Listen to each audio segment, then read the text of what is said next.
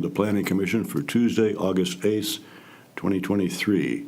I'm going to open the meeting at 7:30. May we please stand for the Pledge of Allegiance. I pledge allegiance to the flag of the United States of America and to the republic for which it stands, one nation, under God, indivisible, with liberty and justice for all. Roll call, please. Mr. Fitzer? Here. Mr. Culver? Here. Mr. Cusero? Here. Mr. Nushai? Here. Ms. Redmond? Mr. Scott? And Mr. Sullivan? Here. So we do have an agenda. Agenda, yeah. That's not the word I was looking for. Okay. Approval of this agenda. Anybody have any changes they want to make? Seeing none, I would simply approve this agenda, and we'll move on to approval of the regular meeting minutes from July 25th, 2023. Mr. Chair, I'd like to make a motion to approve the minutes from the July 25th meeting. Support. Motion, support, any changes?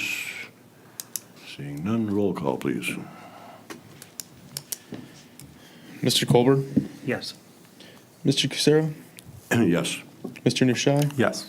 Mr. Sullivan? Yes. Mr. Fitzer? Yes. Agenda item number 6 is public discussion, items not on the agenda. Is there anyone here from the public wishing to speak? Seeing none, I will then close public discussion, and we will move along to the discussion of screening walls. Hello, everyone. So a couple things going on in this memo on screening walls. One is what sparked the memo in the first place, which is screening walls along rights of way. And the other one is kind of a throw-in based on a recent site plan that we had.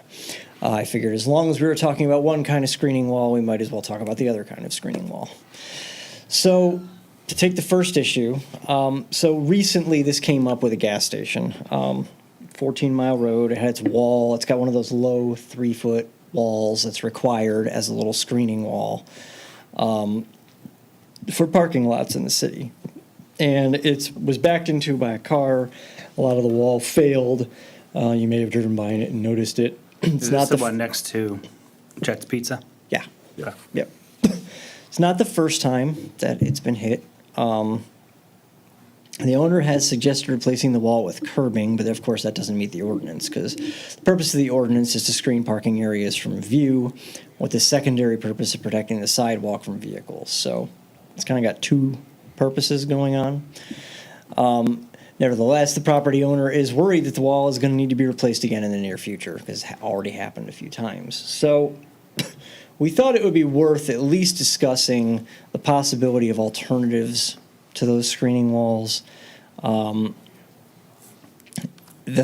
thought we had in mind was perhaps a tall curb with a continuous shrub hedge, which, yes, a car might back into the shrub hedge, but the shrub hedge is going to be able to absorb that, whereas if the wall gets hit, it just gets hit. And the gas station in question has a couple of bollards in place, and they just haven't kept the wall from getting hit. So without adding like 6 more bollards, the wall still is kind of vulnerable. And it's partly a function of the cramped nature of the site. There's a lot going on in a small area. A lot of vehicles today have very poor turning radii because they're very large. And it just seems like they need some sort of solution. Now, that solution might not necessarily be a change to the ordinance. It might be them coming and asking for a variance to put something else in. If we don't want to change what we've got in our ordinance, that's valid, right? If we feel like we've got a reason to have it on the books and that it's the best possible solution. So what we would wind up with if we went with that suggestion, and this is just something Nick and I have been talking about, so if somebody has another suggestion, it's certainly welcome, is that the wall would be option 1, and if they felt that there was some reason that the wall might be problematic, this curb and hedge option would be their option 2. And they would be able to get that approved at site plan when it's happening. And I mean, that's basically the gist of it. Thoughts? What does it say about safety if we go to the edge? Because the wall would destroy it from someone backing up, you said? Right, yeah. The wall, if the wall gets hit hard, it tends to fail. Sure. You know, whereas a hedge, But the car stopped. yeah, the car is probably going to hit the hedge and hear the hedge scraping against the car and stop. And the hedge might be somewhat damaged, but it can grow back. It would take I don't you- care about the wall and their edge. I care about the safety of people walking. Sure, yeah, and I think that the hedge can provide that barrier that you want. It's just a different type of barrier. It's going to be thicker, so it's going to take up more space than the wall. The wall is, 6 inches. The hedge is going to be, so that's the trade-off, I think, is that more people might scrape the hedge because it's just taking up more space. To Mr. Newshot's point, yeah, I'm more concerned because it looks like it's on the south side. Because I'm looking at Google Maps, and Oh, actually you yeah. can see the collapsed wall. Sure. So it looks like it's on the south side, but that's right against the sidewalk, so somebody could be walking by. Right. So my concern, of course, is how do we stop a vehicle from hitting a person? So I don't know if there's a curb, or you call it like an extended curb. Right, yeah. That could would be the potentially, of idea. course, stop a vehicle, but we'd want to, I don't know any information around how tall that would need to be, but I'd want to Right. be very cautious of that. The hedge, I don't even know where they would put it. It's Mm-hmm. a concrete, on concrete, so how would they, in this particular case, I'm not sure if it solves the problem or not. Yeah, well, they would actually. probably have to take out the concrete to get Yeah. the hedge in. What about a Yeah. concrete wall? Cannot, the oil stain hits better than brick and mortar. Yeah, I'm a little potentially. biased because my son rides his bike there every day. So Okay, I well, no, want that's, safety. that's actually good because Yeah. it gives us some perspective, Yeah. right? You Yeah. know, it's He we're rides his bike aware every day of, there. of the physical geometry of the site, right? And it's really close to the sidewalk. That's why. It is, The yeah. wall is. Yeah, So- yeah, but the wall is basically next to the sidewalk. Yeah. So Right. when it does get hit, it tends to protrude I think into the in sidewalk. general, I'd be open to alternatives, but in general, or, having additional criteria or options. I mean, given this particular site that we're talking about, though, I feel like there's not a whole lot of wiggle room just because of how close it is to the sidewalk and the proximity to pedestrians, bicyclists, so on. Because one of the things that came to my mind was I'm going to call them decorative bollards if they wanted to be decorative, right? Having either bollards or something stationary, like you see these at in front of retail shops, where they're spaced so there's a distance in between them to provide I guess some collision with the building itself. Sure. So there might be some, spacing accommodations with that, but I think but with that also comes, offset requirements, and with this particular site, we don't have offset opportunities. But I would tend to agree with this particular site. It'd be hard to identify what that good alternative would be. Sure. And do we have a requirement now? What's the height on a wall that must be put in? Not lower than 30 inches and not more than 3 feet. So it's between 30 and 36 inches. 36 inches, okay. Yeah, so it has several effects. One is that the safety element of it. The other is someone flicks their headlights on at 10 p.m. Their headlights are mostly blocked from shining directly into the street, which can cause problems, of course. So that's also a safety effect, and then it also has just an aesthetic effect of nobody really likes looking at parking lots and gas station maneuvering areas. So there is a little bit of a softening effect from it as Plantings well. look good, I think, but if they die out, then we have the maintenance problem of replacing them, and Sure. we don't force them to irrigate them, do we? No, well, landscape areas are supposed to be irrigated, but of course, with older properties that put in their beds prior to that requirement being in place, it's kind of, they've got to be out there watering, or otherwise stuff is going to As long as the dry up plant's a little. alive, we're happy, and if it dies, we'll have it replaced. Right, yeah, exactly. Okay.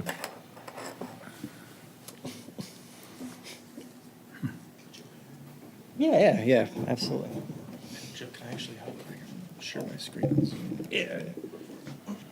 So I know Josh said he pulled it up on Google Maps, but I'm just gonna share my screen quick just for a visual for everyone. And so, obviously when you move in Google Maps, the picture changes. So this is when it was upright, but you can see over there that that bollard was hit as well. I think this picture is a couple years old because the gas was $1.83, so definitely not any time recent. But the one thing I wanted to point out, and I think the ordinance is important because it's intended to keep pedestrians safe. You're right, and the one reason we brought it up is because this specific business owners reached out a handful of times, just asking about the ordinance and looking for alternatives, and so that's again why we want to get perspective. That way we can come back and say, hey, we have options, or no, we're happy with this ordinance. You know, you've got to fix the wall and make it in compliance with our ordinance. The one thing I would want to mention is, if you look here against the wall, there's that yellow line, kind of no parking essentially. And so the way I kind of envisioned how this would work is you have maybe a curb 8 to 12 inches high that encompasses where the shrub is located, and that way you have the mechanism of the shrub blocking it, but the curb will also, you know, stop the vehicle from moving, because where that's located, I can't imagine cars are going very fast, and if they were, that masonry wall is probably not going to do anything either. So that was my perspective on how that could potentially work. But again, just want to get your guys' feedback.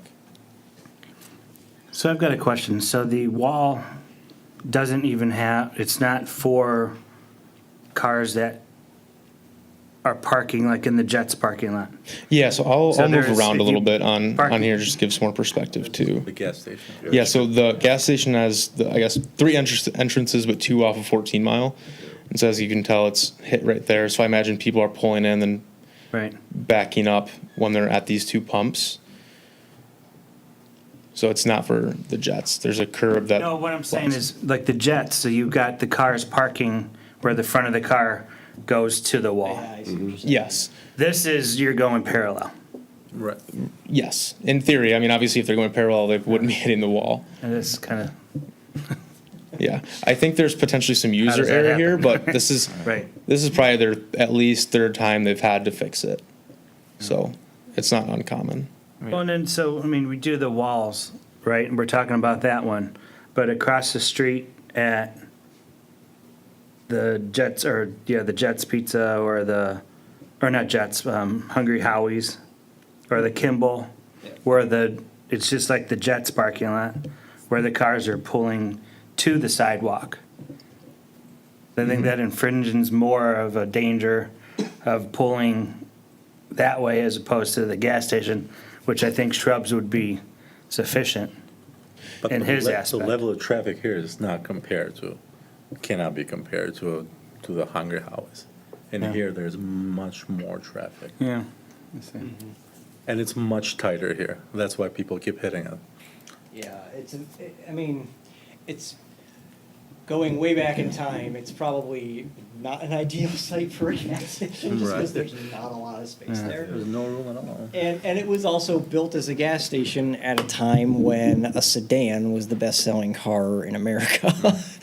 And the best-selling car in America now is a gigantic pickup truck. Yeah, or a Cadillac Escalade. Right, so Two pumps for things one have car. changed in some respects since this gas station was originally developed.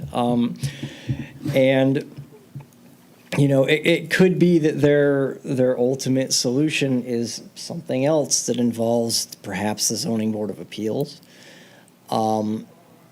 But we thought we would at least bring it up with the planning commission to see if if you thought there might be some sort of ordinance-based, Yeah, solution I feel there. for this particular owner of this gas station, but I hate to make a sweeping change when it could impact safety in other locations. sure, yeah, I think that's a reasonable response. I mean, Yeah, they might have to focus on construction materials or something different to address this issue. I kind of, staring at that bollard that's tipped over, bollards aren't designed to just tip over for a slow-moving vehicle trying to park in a gas station. Right. If it's doing that, somebody did something wrong, either in design or in construction. right.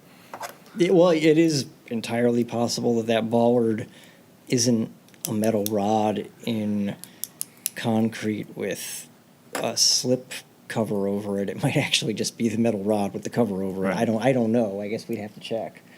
'Cause yeah, you're right. A substantially built bollard has to get hit pretty hard to bend like that. Right.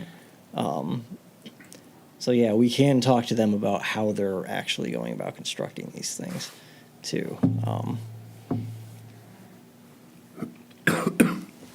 While we're on screening walls, has anybody looked up at the Westgate Center where the Social Security office is, that wall behind them? There's a big hole, gaping hole in it. Somebody hit it. Oh yeah, somebody hit it like jump hop the curb, and the hole is in the wall. Quite is a like while ago. 4 feet off the ground. Quite a while ago, and it's not done, but looking at the brickwork on it, it kind of looks to me like it was hit from the other side, shoved into the parking lot. Doesn't look like somebody came from the parking lot going out.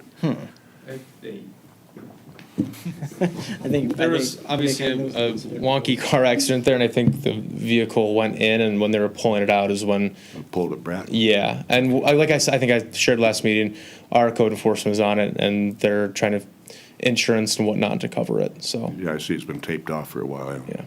Okay. there's a dentist office near me that has a full, cinder block wall, and somebody hit the gas instead of the brake and wound up in the person's backyard over on the other side of the wall not that long ago. But yeah, they do need to fix that. But And can you just, for clarity's sake, kind of confirm the 3 foot or 30 inches, the 36 inches? Where, because just going down that street, looking at some locations have that, some don't. I don't know if it's based on when the, property was constructed and all that, or. It is. Okay, so that's the. Yeah. Okay. it's That's probably the entirely difference. based on when it was So done. Yeah. is that against any major facing roads that ordinance is, or for any parking lot? I mean, Yeah, ultimately now it's for any parking lot. Okay. The language is slightly tweaked a couple years ago. okay.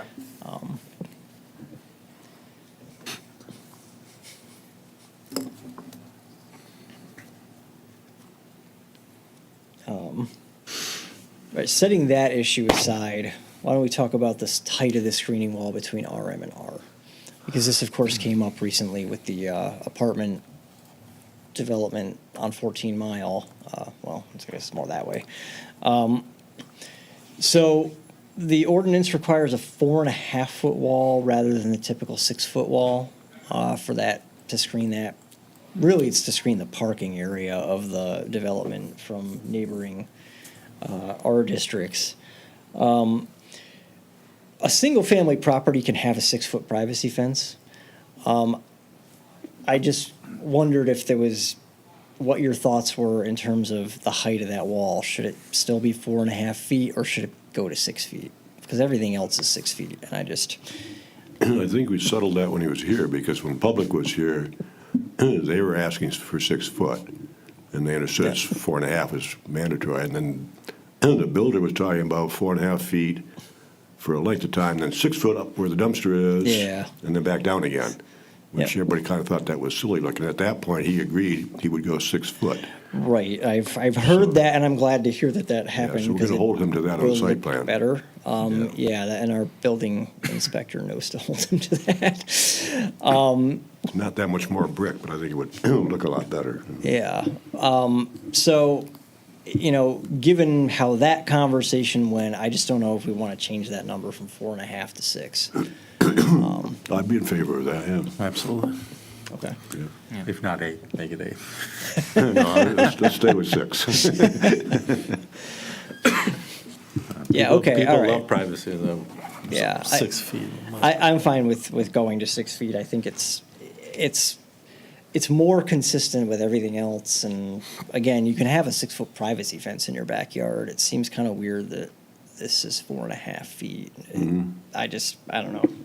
I'm not sure when that standard was put in place or why it was made different than the other standards. And But just to clarify, do you mean the minimum or the maximum?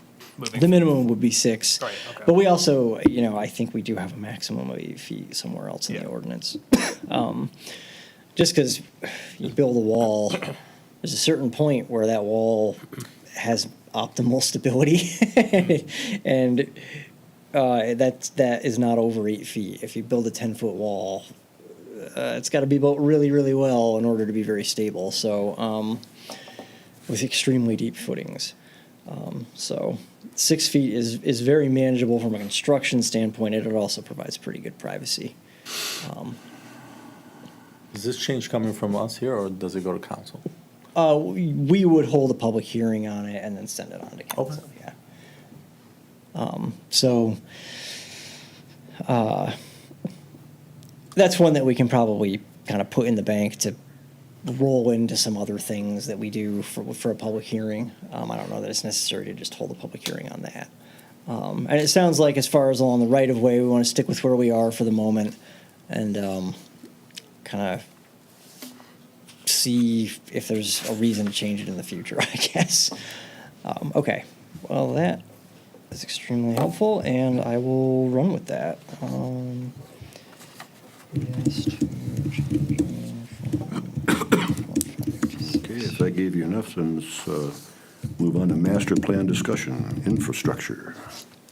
Okay, so we wanted to start the infrastructure discussion tonight at a somewhat high level. So there's a couple things that have been provided. One is it's called PASER, Pavement and Surface Evaluation Rating Assessment. I don't know why assessment got left out of the acronym. But what it is it takes a look at, this number kind of made my eyes pop a little bit, 41 miles of road that we have in the city. And it assesses the condition of all 41 miles. And this was done in 2022, so it's pretty recent. And the assessed condition of the city streets is poor. Obviously, there are a few that have been redone that are in very good shape, but the ones that haven't been redone recently are generally not in very good shape. So that is naturally something that the city would like to change, but given that there are 41 miles of road and the cost of doing even 1 mile of road, obviously it can't happen all at once. So there's got to be some prioritization there. And that also has the effect of by the time you get through redoing all of those roads, it's time to go back to the beginning and start redoing the ones you did first. So, you know, we wanted you to be aware of that and see. And there's a map from 2017 in the excerpt of the last master plan that we included in here that pretty clearly shows where those road conditions exist. That is on, let's see, I guess it's page 70 of the overall packet. So you can see there, the red is the worst. And, well, if there was any blue, that would be the best, but there's not any blue. There's a couple stretches of green, which are the best in the city, according to that. And this is, of course, the 2017 assessment, so there's a little more red on the 2022 assessment. And Yeah, just to clarify that, because I was trying to figure this out in the packet. On page 66 of the overall packet, there's a different legend. And I was just trying to figure out, is then page 70, which you just referenced, that seems to just group together? Yeah, it groups Okay, some so of it's the the same ratings ratings together. from the same Exactly. year, from what I could tell. But Exactly. it just groups them, okay. This one just shows, the one on page 66 just shows each individual rating. Okay, thank you for clarifying Yeah, that. exactly. And there's a line there for under unrated, and it only applies to roads that are not under the control of the city. 14 Mile east of Rochester, Rochester north of 14 Mile, Maple, and North Crooks are not rated. But everything else is rated. And again, we've got, you know, a couple of stretches that are rated 8 and nothing that's rated a 9 or a 10. Of course, this was done before a couple of pretty big road projects. So a couple of these will have changed, at least by the end of this year. But you can see that there are some pretty much entire neighborhoods that are at a very, very low rating. So this is kind of the condition that we're starting with in terms of road condition. Now, infrastructure, of course, extends well beyond roads. We also have to talk about utilities, our water and sewer. And unfortunately, our DPW director was otherwise engaged and couldn't be here tonight. But we are, in some ways, in better condition with our water and sewer. But as you're all aware, there are some flooding issues that are recurrent in the city. So that's something that we need to be thinking about a framework for.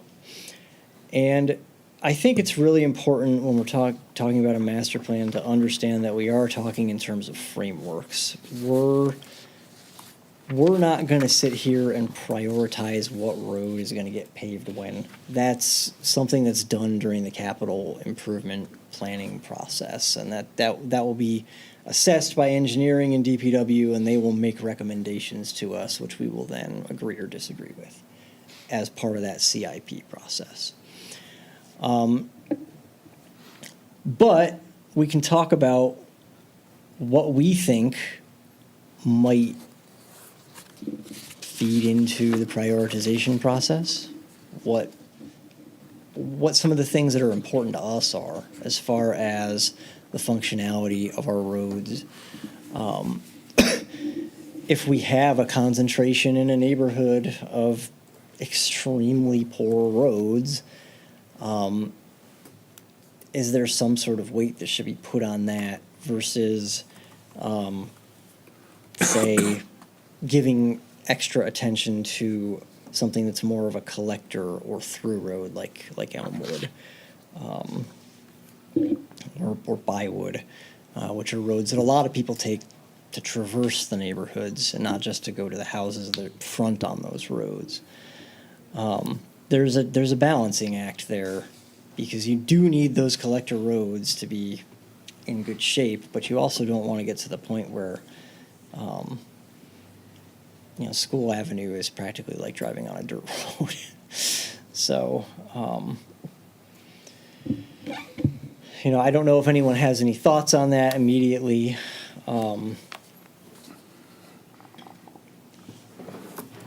You'd have to look at it as to what roads are more heavily trafficked than others, and ones that are used more than others. And I was disappointed. Working on this high school now in Broadacre, if you've seen that lately, it's just torn up. I mean, all the semis coming in, and then I think that's a new water line that they're putting down under the sidewalk. Mm-hmm. So they got the sidewalk torn up, and the road was in sad shape to begin with, and now it's worse. And I understand we never got the grant money to be able to replace that, right? Yeah, and before we get into that, I did want to just give an overview of kind of what we've done in the last 18 plus months, 2 years, and then kind of what the future holds, kind of project wise and whatnot, and then let the conversation go from there. And so I'll touch on Broadacre in just a moment, but over the last couple of months, we've completed a miscellaneous concrete program that repaired 21 different locations throughout the city, with totaling just under 18,000 square feet of road. Each project was roughly, on average, 847 square feet. We used roughly $250,000 of ARPA money to do that.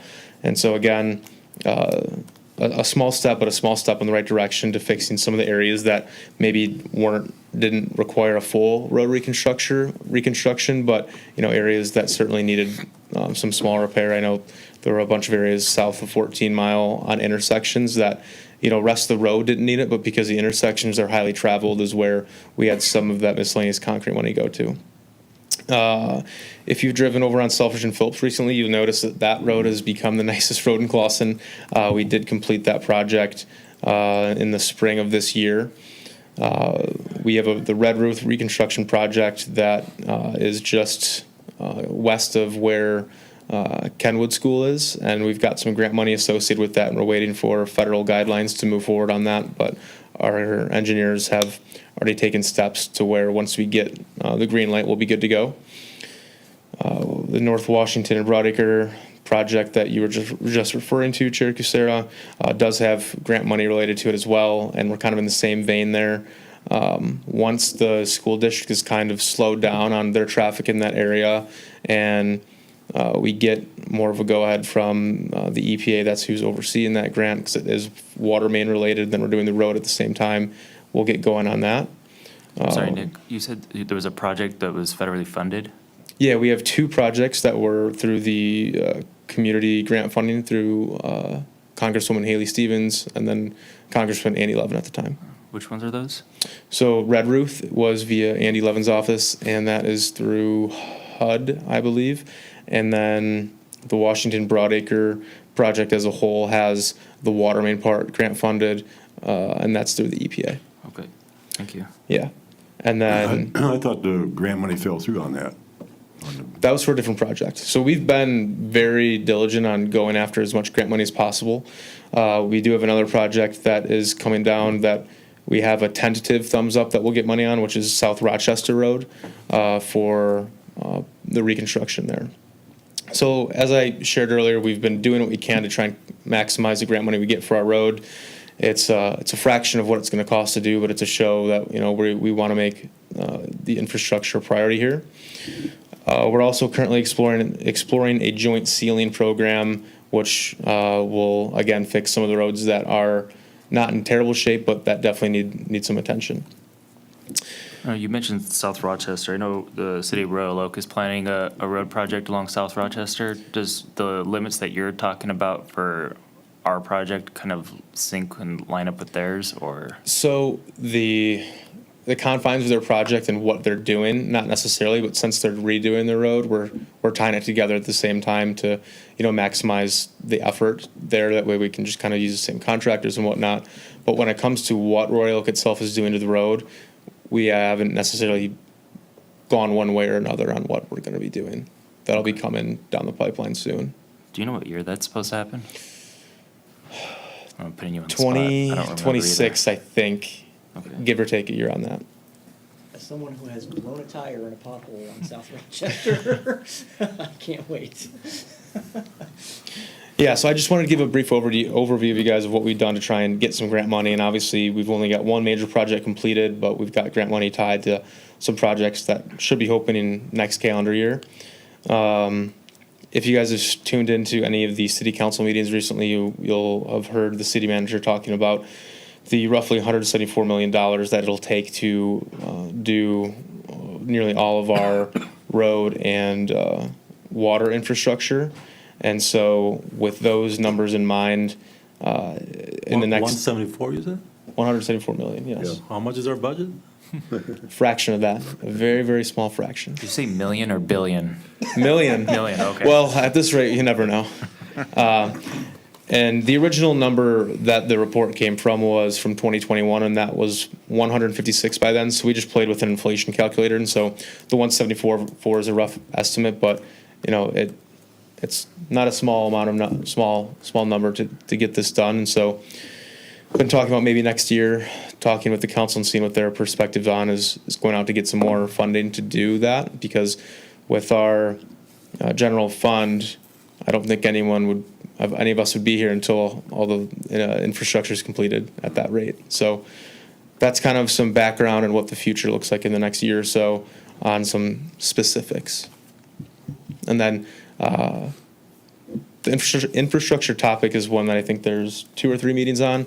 I know we'll try and have Trevor, the DPW superintendent, attend at least one of those meetings, just so you guys can have the chance to engage with him on what their department's doing. I think that'd be good. I also, just rewatching, I think it was the August 1st city council meeting.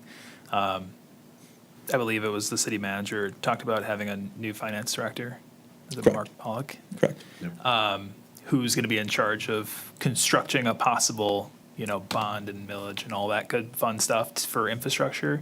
So my only thing is trying to do multiple projects in multiple places. Like, is there an opportunity to meet with Mr. Pollock, or I know you said the DPW. I'm trying to find a best way to coordinate between everybody's priorities, what information's being looked at. I hate to have us go in a different direction than city council and, this new finance director and all that. So to your point, there's a lot of focus on infrastructure, which I think is really important. And we're specifically talking about roads in this kind of portion tonight, but I know it's kind of more broad than that. So just trying to figure out the best way to kind of coordinate and not have everybody kind of run in different directions. Yeah, and just for some background, the reason why we wanted to get going on some projects before we went out for money is to kind of show the public that we'll likely having to be voting on that, is this so they can see that we've taken steps to make sure that we're doing what we can with what we have to fix the roads, to show that we're serious about and understand that our roads are not in good condition and that we want to get them fixed. When it comes to the planning as a whole, all the projects that we have, I mean, if you look at the map, you could just close your eyes and pick anywhere and it needs to be fixed. And that's the unfortunate truth. And so when it comes to kind of planning out, we're pinpointing specific projects that are highly trafficked, that are a little lower on the PACER report. But if it comes to the point where we do get a bond or a millage, there's going to be a much more detailed, comprehensive plan of where to attack first and to maximize that when it comes to doing the water main at the same time, et cetera. To that point, like with the water main, do we have a similar type report on condition? Because what would be nice is to coordinate, road construction around the same time that they'd be replacing. Yeah, we water lines and things. 100% do that every time. I just don't have the map right now, and I know there's. It might help just with if you're Yeah. looking for us for prioritizing, Yeah. of course, heavily trafficked areas, but also if there's a sewer line we know that needs replaced in a major portion Yeah, of and it. I mean, again, it's kind of morbid, but odds are if the road's bad, the water and sewer are likely not in good shape either.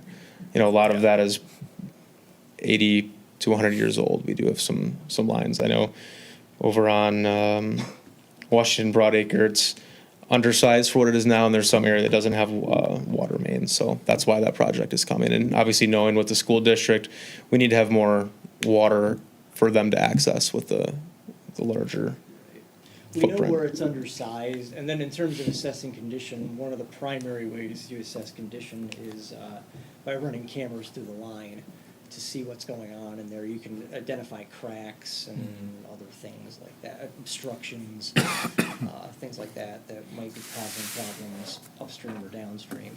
Yeah. And we've had that done several years ago, right?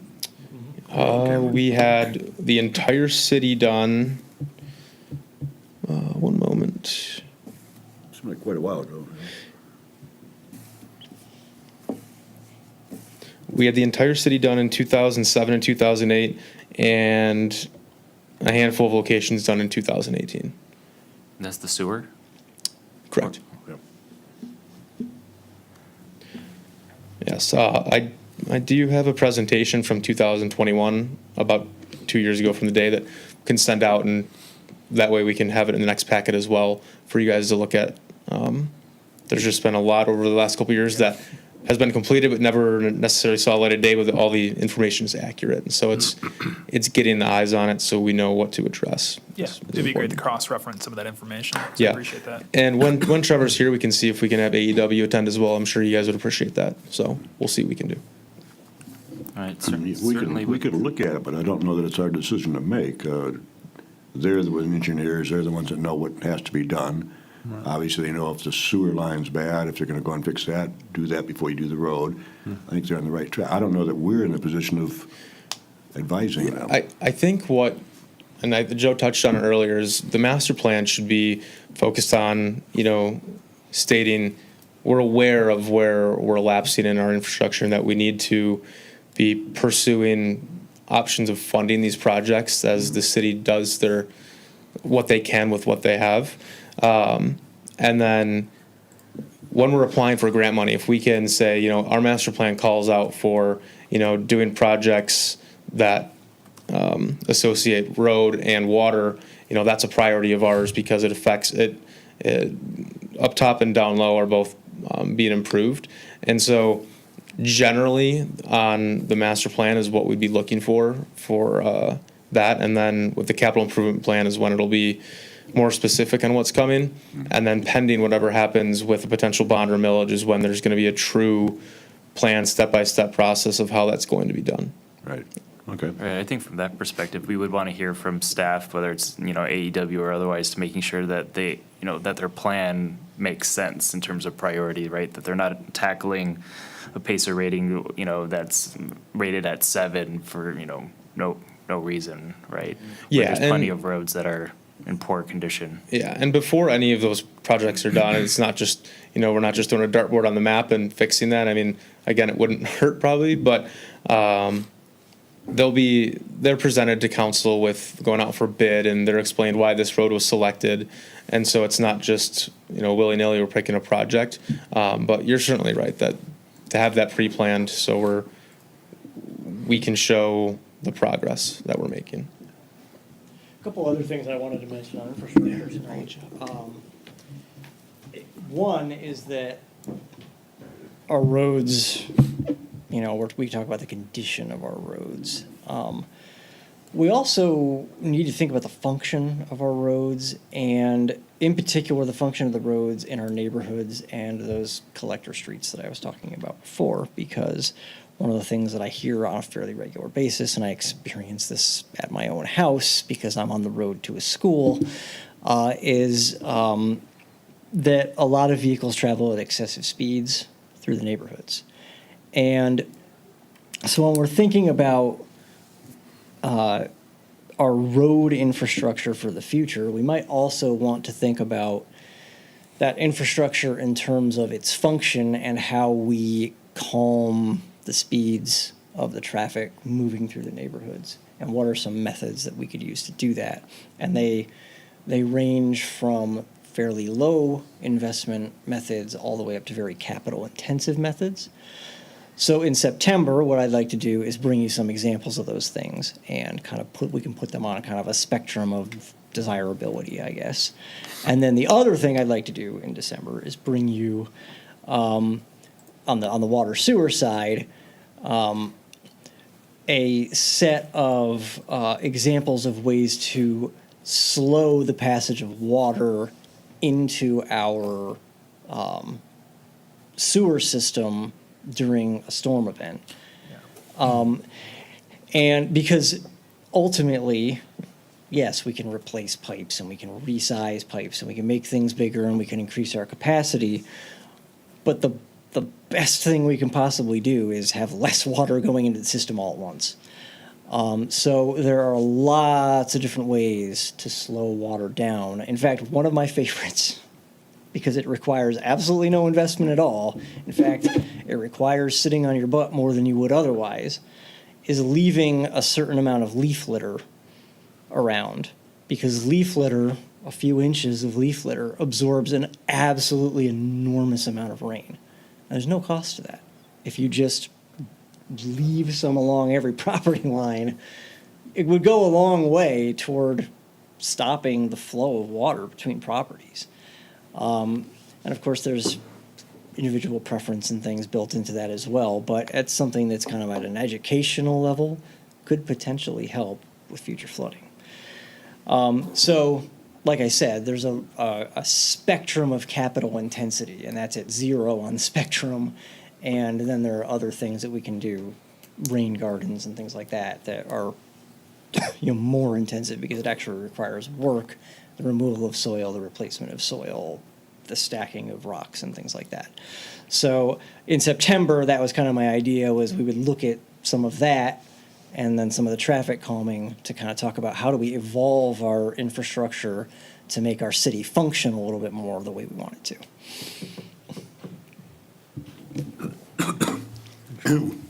Excuse me. We don't want to be using people's basements as retention centers. No, yeah, exactly. One of the biggest problems. Exactly. No stormwater detention in the basement. And That's, do we have a listing of that? I mean, has somebody done a survey of asking when it rains that's part of the heavy? survey. Yeah, in fact, we've got the survey. I know from showing, living here, it so. says certain areas of town flood, but I don't know the details as to where they're at, you know. Yep, that is, we have a map that basement. allows people to tell us. Mine too. So I don't know if we want to You got it, switch too? to Andy's got the survey up, so we can switch over to that. I mean. Yeah, so we do have some survey updates that we want to share with you because we just ran into a few conflicts in between last meeting. I know we said we wanted to have this survey finalized and publicized, and it was not yet. So I think this is a good opportunity to actually share with you the updates that were made and just run through these. Let me share my screen on Zoom. I have the power to do that. I just need to figure it out.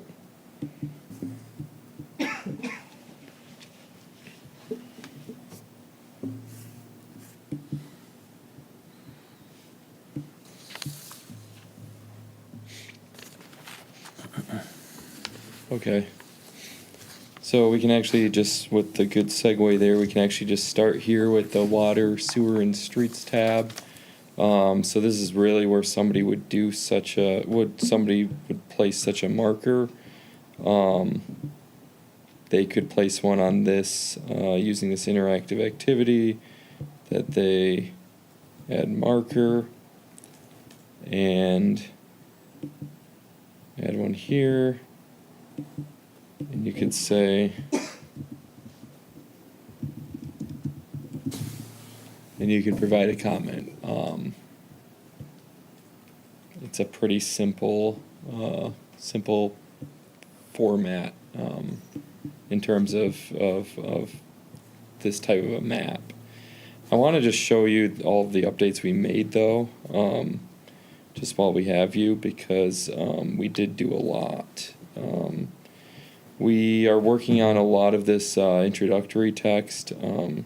Commissioner Solomon, I know that you provided some ideas for to Joe and Nick and I about just kind of spicing it up, making it more user friendly, making the survey taker feel a bit more engaged in their process. So we are going to be doing that. That was just kind of one of the last finishing touches. We also, as we have in another municipality, we want to provide a kind of a master plan 101 explanation as well as a perspective timeline. So we are working on those as finishing touches, but I just want to show you now what we have for the survey and the tabs. But first of all, I want to show you the survey. So here's the general survey, which is, I think, the most important piece. It is going to kind of track some of these important introductory and demographic and background information questions. So I'm just going to scroll through here. Feel free to stop me if you have any urgent questions. So we allow a range of relationship to Clausen questions here. Some of these are pretty self-explanatory. We're actually going to need to provide a bullet that says I don't live here, because the previous one said, I own a business, so you could be a business owner and not live here. So we'll provide that Would you get change. this question if you just said business owner, not home? Uh, Because if you there's would- skip logic, you don't have to worry about that, adding another I don't option. think we have the skip logic built into here. Oh, you're right, we There you do have the skip logic, so I'm glad I tested that. Yeah. Yeah, so, And I know we talked about using like background instead of demographic information. we could say that. Just wording. I'm not sure how it feels as a respondent to Yeah, feel 'cause like you're this being isn't- profiled versus like we just want some background information. agree with that. Yeah.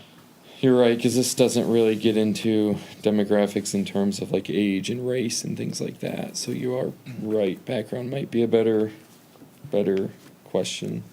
How many people live in your household? Do you have children under 18? What is your age range? And sorry, did you go back and select resident for these questions? Yeah, so Okay. this is This is all- under the resident No worries. Sorry. I mean, umbrella. Yep. just- How many years have you lived in Clawson?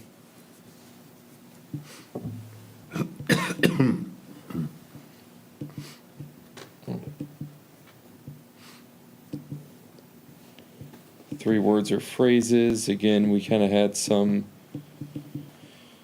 We kind of discussed this last time, but obviously this is best suited for things like a word cloud and just getting a general idea rather than formulating any kind of consistent term, because we just want people to speak freely at this point. So how would this one work without like three separate text boxes? Because it's gonna It's be just- hard to. They can type whatever they want. Okay. Unfortunately, I mean, you could have one phrase that is a 10-word sentence. Okay. It's just- just about getting an idea, Yeah. I think, right? Yeah, exactly. It allows you to build those word clouds and things like that that kind of convey a sense of what people are. Okay. So yeah, I can just say,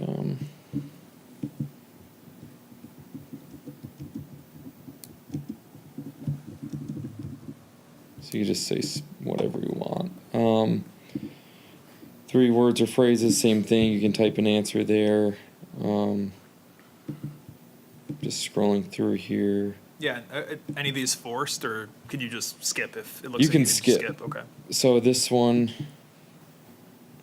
I believe you can skip most of them. I think I think the first couple questions are required. Do you live here or do you work here? But I think a lot of these are skippable. This is a required answer, for parking. For walking and bicycling, we allow up to 3 responses here.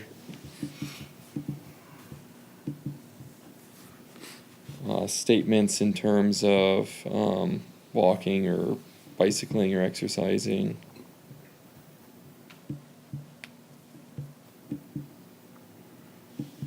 You can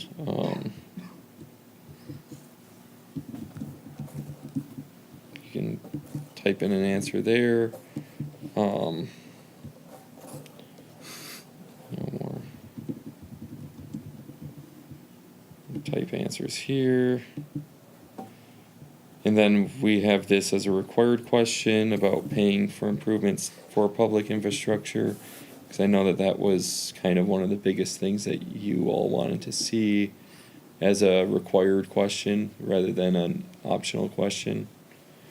So that takes you through the required, what we're calling the required general survey. And then when you submit, then if the person registered, then we can actually see all of their next activity answers in the activities section. But if they're just a guest, anonymous account, then just this, to my knowledge, just this sheet is submitted and logged, and we can't tie what they do in their activities back to this sheet, if they just want to be anonymous. So then let's get to the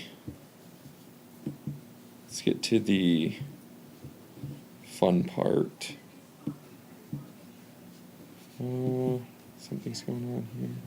So where do you land if you hit submit? Like, is I that, believe you would get a message that says your survey has been, like, can you continue on? Right Yeah. From that page? so then you would continue on here. Okay. I just don't want it to like take somebody out of the survey, because it's like almost. Because you feels want like a them to different- keep doing this. Yeah, because Yeah. if you put them back on this landing page, they're gonna be like, okay, I'm done, and then probably move out. If you can have it in that same kind of format when you're in that survey environment, right? They're Yeah. more apt to continue on than if you Yeah. put them back at the landing page and they kind of say, Okay. okay, time to X out of my browser. Yeah. That's my feelings. That's, Yeah, no, I agree. What about just, I mean, if the technology does not provide for that, I mean, we can even have a message on that last page that says, please fill out the housing, sustainability, water, streets, yeah, sewers, something about continuing activities. on. Yeah. Or if there's a quick link even, just what are you most interested in? And then the quick link to any of these. Yeah. might help. Okay. So then getting into these tabs, we have all of the tabs set up like this so that you can just easily click what you want to do, or you can do them all. So housing is one that we kind of just created because of there was a little bit of concern about the housing question that was in the required portion of the survey. So now we've just put everything housing wise into one of these activities. And, because obviously you can't zone out multifamily housing, we want to ask people, where do you think it's appropriate to build multifamily housing? So we do have some of these options. Other is an option as well. So somebody could pick all of them if they wish. They could hypothetically say other and say, not nowhere. Just obviously that's a choice. But obviously there'd be legality issues with that, with implementing such a strategy. And then we provide a new ranking activity. So we rank sorry, I'm trying to get this weird pending approval. Okay. So we rank the activities here, or we rank housing types in terms of attached and multifamily housing types here. So we provide about 8 different housing types: duplexes, stacked duplexes, triplexes, fourplexes, courtyard buildings, cottage court complexes, attached townhomes, the multiplex building, mixed-use residential, and apartment complexes. At first glance, it does kind of look like a lot of choices. We might consider simplifying it into just, maybe grouping the triplex and fourplex together, and, maybe just grouping the duplexes together, just to simplify it. But we do have this ranking activity just to see where people's preference are in terms of the physical form of building types. My only issue is how much scrolling you have to do, right? To be able to move the order around would be very difficult. Yeah, I'm not sure if there's a way to compact them a little bit further. options. Fewer options for sure, but if you can make the box for sure. Fewer smaller, options would help, or I don't even know how that would work on a mobile. Like, yeah, fewer options and maybe seeing if we can shrink yeah, the it looks like box there's some size. extra space, like that you can cut off Yeah. all that gray space. Just a thought. That's a good concern. And then we go into just what kind of amenities we'd like to see in multifamily units, because I think that this could provide, the commission and the master plan some good feedback in terms of how how Clausen's multifamily designs go. And so we offer just some ideas, indoor community space, indoor workout space, pathways, storage unit space, et cetera, et cetera, et cetera. So that's the housing activity. The sustainability activity still has the dollar exercise, which we want to obviously still keep. We think that that's important. So these have not changed in terms of where we last went over in terms of the dollar exercises. And then also we go over the Clausen Sustainability Framework, which we did have previously as a required portion. We just thought that that was getting tiresome, including all 14 of these in the required portion. So we have them in the activity portion. So you can just provide your rating in terms of all of these sustainability plan goals here. Water, sewer, and streets is what we're calling infrastructure now. Like I said, to start, this is where someone is going to mark on a map about a poor road, poor sidewalk, flooding in a basement issue, flooding in a street issue, all of that. We then go over parking. So we just said, if you drive to downtown, where do you typically park? We want to gauge where people are parking. What parking lots the city needs to prioritize in terms of enhancing, improving, and maybe also seeing where people aren't parking. Where parking lots are currently in place but not being used, maybe not being activated for maybe particularly some higher and better uses downtown. And then we get into not balking. I didn't watch any baseball today, but biking and walking.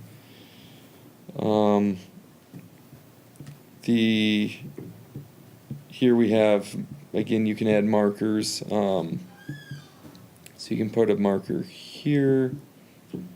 You can select a category. Safety, maybe it's concerns about speed limits. Destinations, maybe, you can't reach a building because there's no path leading to the entrance. Maybe there's no bike parking. Crossings, no access to park, no rest areas or benches when you're out and about. So we do have some marker categories here too. And non-motorized facilities, this has not changed. This is where someone can rank what they like to see in terms of non-motorized facilities here in the city. So just wanted to go over this. Obviously, like I said, we're just figuring out a better way to kind of lead to kind of introduce this exercise, try to capture the survey takers' attention with just a few master plan introductory statements. Anything you want to add, Joe? So right now, too, like I said, what I've learned from the software is that you can either have a screen name with a username tied to an email that allows you to go through the whole required survey and then do the other stuff all tied into one form. And then you also get notifications from the city of Clausen whenever there's public input meetings, whenever there's, updates to the next steps of the master plan process. Or you can just simply submit anonymously as a guest, where just your required survey portion is logged, and then where these activities are also logged but separate from your required survey. We just think it's best to give both options.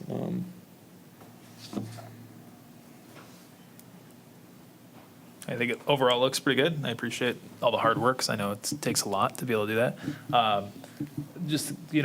The main things would be, it looks like you're still working on it, is, language, clear, concise, big call to action, Yeah. try to keep them engaged, make it focus on them. So like when you said, if you got to create a screen name, not something people want to do is give out their information, but if you can make it about stay connected, Yeah.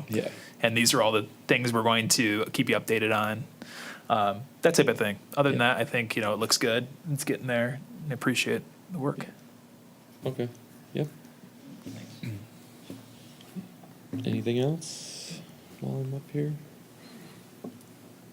So do we have like a new tentative go live date or anything? Probably next Monday. Next Monday?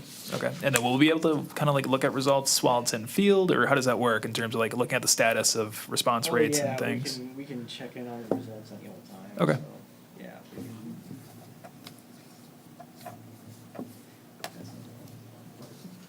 But yeah, we absolutely can. Keep you updated each keep you meeting. updated and say, Yeah. well, it looks like we've got this many. And if we need another push. Yeah, or- and with the pushes, I know we talked about volunteering. I know we have the car show might be too soon. I don't know, but we have Clausen Fest coming up. We got events where we could either be manned or ask vendors to keep a paper postcard that says, "Hey, could you go on and here's the QR code?" And then I would be happy at this point to discuss, what can we do to engage the other members of our community that aren't online quite as often, because I think that's pretty critical. So we talked about the library, Hunter Community Center. So I don't know if we want to wait until the next meeting, because that might be a month from now. So maybe we can talk about some plans to do that here now. I don't know if it's appropriate time. Yeah, yeah. Yeah, Clausen Fest is the 26th. Yeah. Yeah, so maybe that would be the good like first public spot. Is I know the Chamber of Commerce has a outdoor tent that they have and I'm sure would allow us to use if we had some volunteers that wanted to go. We can have it printed out on some QR codes so people can take the survey. And obviously, some of the interactive stuff is a little bit harder to do when it comes to getting results. But maybe we can see if we can get some type of laptop hotspot and a computer that we can have people take it there. And that'll be, that's 4 days before our second meeting, so maybe we can talk about if people are actually interested in being there and whatnot. But I think the survey will certainly be live before then. Okay. Yeah, I just want to be prepared, so we're not in field for 2 months, right? Yeah. So if we can come up with those action plans, and I hate to say it because I won't be around for the Clausen Fest. I'm bummed. I'm going to be out of town, but hopefully someone else can help volunteer or man at least handing out these QR codes at very least. Yeah. Cool. Okay, if we're done with master plan discussion, we can move on to other business. Anything under other business? Going once, going twice? Nothing. How about a planner's report? Nothing further. Nothing on planner's report. Staff report and training opportunities. All right. Thank you guys for the feedback on the upstream wall at that gas station. So I think we've got a pretty good idea of what direction he can go if he wants to seek an alternate route. So I'll share that with him, and if anything changes, we'll certainly let you guys know. And then I imagine Joe and Andy will get working on some language for the wall that will be up against the residential properties. And in that same vein, I did receive an email from a resident that lives near that site plan property, 436 through 456 West 14 Mile, and she just wanted me to extend her gratitude that you guys took the time to make sure they had the 6 foot high fence, and they just like I said again, say thank you guys for being diligent and looking at that site plan. So the other item I wanted to just touch on was in the packet. There was a little blurb from the MEDC about variances. I did do a little bit of research to see if there was anything specific about site plan before variance or after. I couldn't get my thumb on anything yet, but I did have that kind of high level information on variances that I wanted to share with you guys, as I think it'll help kind of get your brain thinking on when and how people present site plans to you that have potential variances tied to them. But if there are no questions, that concludes my report. Thank you. I know this wasn't like a update on the businesses and things like that. Are you going to try and do it for each meeting or just once a month? Because I just found that super helpful. I know it's not always Yes, directly related, but I um, know it's super helpful for me. I didn't have the chance to update it for this one. I think at minimum, I want to do it monthly. My goal would certainly be to do it every meeting. But definitely, you guys will 100% get one monthly, and ideally every meeting. I just didn't have a chance to update it. I don't want to put something in there that's not correct or up to date.